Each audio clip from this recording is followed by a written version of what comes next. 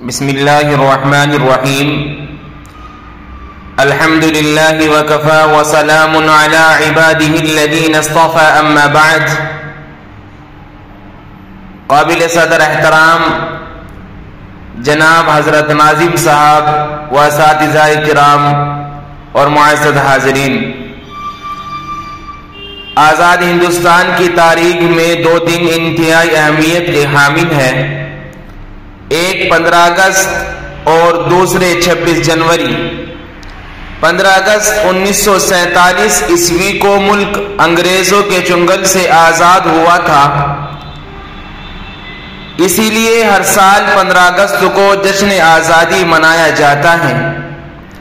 آزادی کے بعد ہندوستان کو اپنے قانون بنانے کے لیے ڈاکٹر بھیم راؤ امبیڈکر کی صدارت میں کمیٹی تشکیل دی گئی، جسے ملک کے قانون مرتب کرنے میں 2 سال 11 مہینے اور 18 دن لگے، جسے 26 نومبر 1949 عیسوی کو قبول کر لیا گیا اور 24 جنوری 1950 کو تمام ارکان نے اس پر دستخط کر دیے۔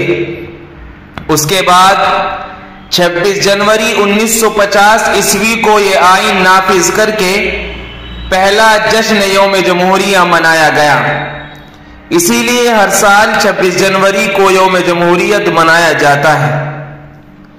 لیکن میرے عزیزو، جشن منانے کا یہ دن کوئی 1-2 انگلی کٹا کر نہیں ملا، کوئی سال 2 سال احتجاج کرنے کے نہیں ملا۔ اگر آپ 1857 عیسوی سے بھی تاریخ کا حساب لگائے تو 90 سال کی طویل جنگ آزادی اور بے شمار جانوں کا نذرانہ پیش کرنے کے بعد آزادی اور جشن کا یہ دن میسر ہوا، اور اس دوران ظلم و بربریت کی ایک طویل داستان لکھی گئی، جس کا ہر صفحہ ہندوستانی مسلمانوں کے خون سے لت پت ہے۔ آزادی کے جذبے کے ساتھ سر پر کفن باندھے اپنی تہذیب کی بقا اور وطن عزیز کی آزادی کے خاطر انگریز فوج کی توپوں اور گولیوں کے آگے سینہ سپر ہونے میں مسلمان صف اول میں تھے۔ میرے عزیزو، آزادی کے بعد دستور ہند کی روشنی میں ہندوستان کو ایک جمہوری اور سیکولر ملک تشکیل دیا گیا۔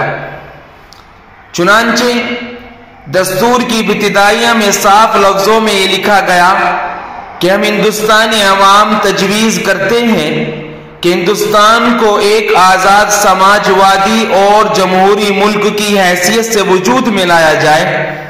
ہر شہری کے لیے سیاسی، سماجی اور معاشی انصاف حاصل ہو، خیالات اور اظہار رائے کی آزادی ہو، مذہب، عقیدہ اور عبادات کی آزادی ہو، ہر شخص کی انفرادی تشخص اور احترام کو یقینی بنایا جائے، اور ملک کی سالمیت اور یکجہتی کو قائم و دائم رکھا جائے۔ سامعین کرام، الغرض 26 جنوری ہمیں یاد دلاتا ہے کہ ہندوستان ایک جمہوری ملک ہے۔ یہاں کے دستور میں تمام فرقے اور مذہب کے لوگوں کو یکساں حقوق دیے گئے ہیں، اور ملک کی ترقی کے لیے آئین کی بالادستی اور قانون کی حکمرانی ضروری ہے۔ اسی لیے آئیے ہم عہد کرتے ہیں کہ آئین کے تحفظ اور قانون کی حکمرانی کے لیے ہمیں جو بھی قربانی دینی پڑے گی، ہم اس سے گریز نہیں کریں گے۔ یہ نفرت بری ہے، نہ پالو اسے، یہ نفرت بری ہے، نہ پالو اسے، دلوں میں خلش ہے، نکالو اسے، نہ تیرا نہ میرا نہ اس کا نہ اس کا، نہ تیرا نہ میرا نہ اس کا نہ اس کا، یہ وطن ہے ہم سب کا، بچا لو اسے۔ اسی عزم کے ساتھ میں اپنی بات ختم کرتا ہوں۔ وآخر دعوانا ان الحمد للہ رب العالمین۔